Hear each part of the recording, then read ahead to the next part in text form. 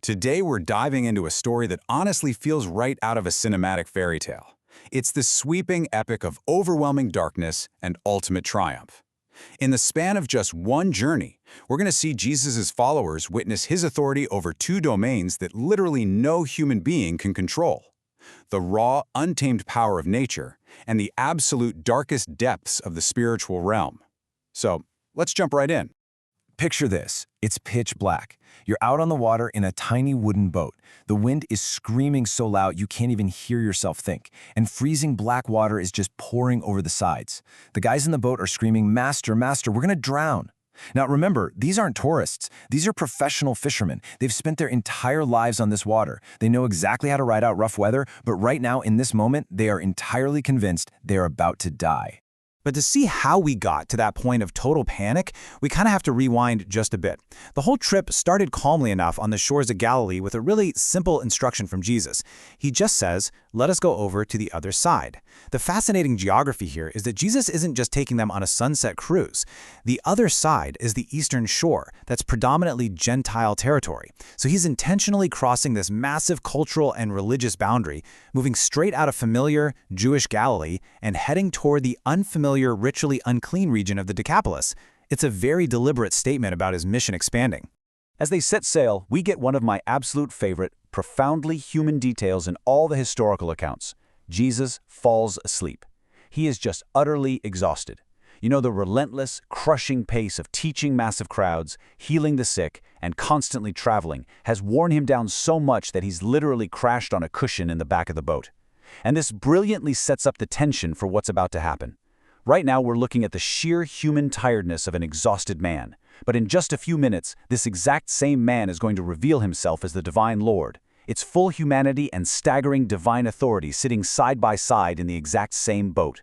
Because out of nowhere, the weather turns deadly. The Sea of Galilee actually sits in a basin roughly 700 feet below sea level, and it's surrounded by these steep hills and ravines. So what happens is cool air from those heights violently rushes down through the channels, and it collides with the warm air sitting right over the lake. Without any warning at all, a ferocious squall descends. I mean, the downdrafts are absolutely howling. The experienced sailors are frantically bailing water, trying desperately to steer, but the boat is swamping. They are going down. And Jesus? He's still asleep. In a total panic, they wake him up. And you can almost hear the accusation in their voice. "Don't you care if we drown?"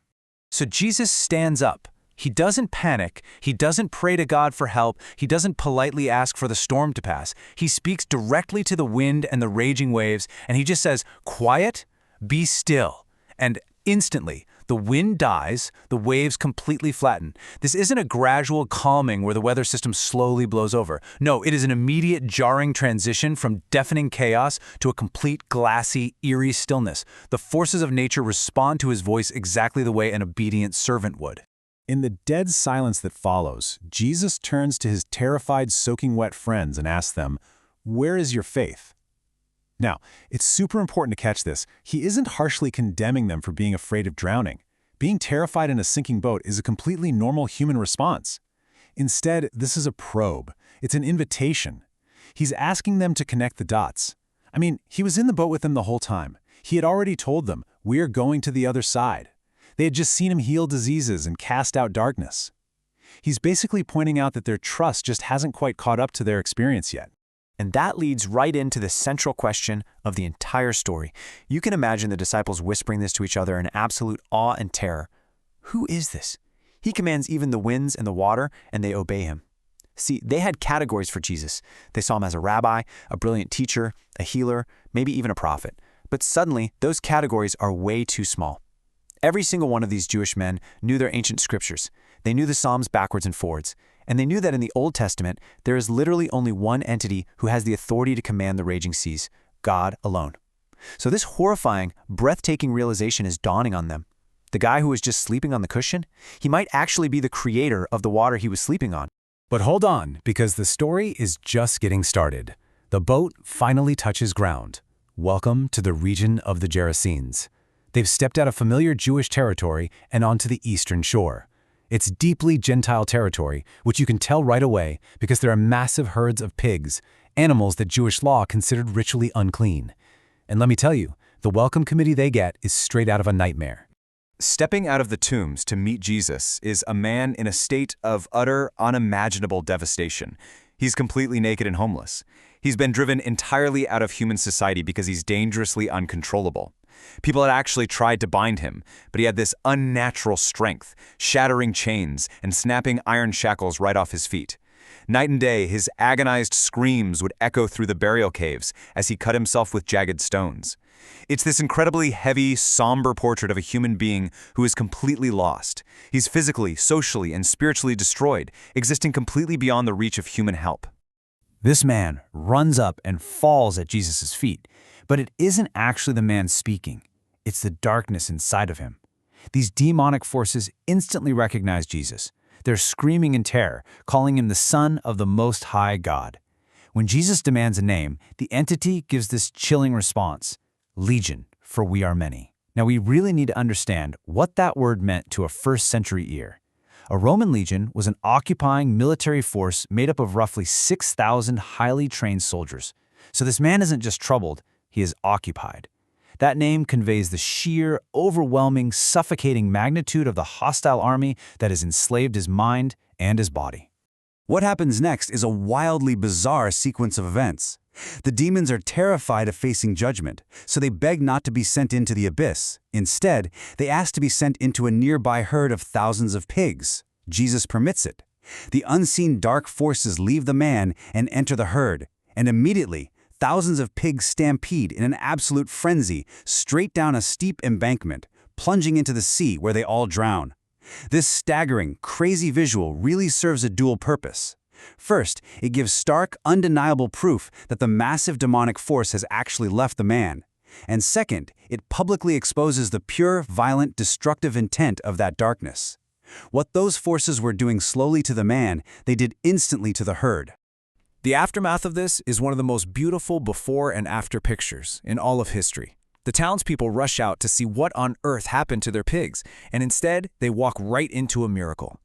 Gone is the uncontrollable, naked terror living out among the dead.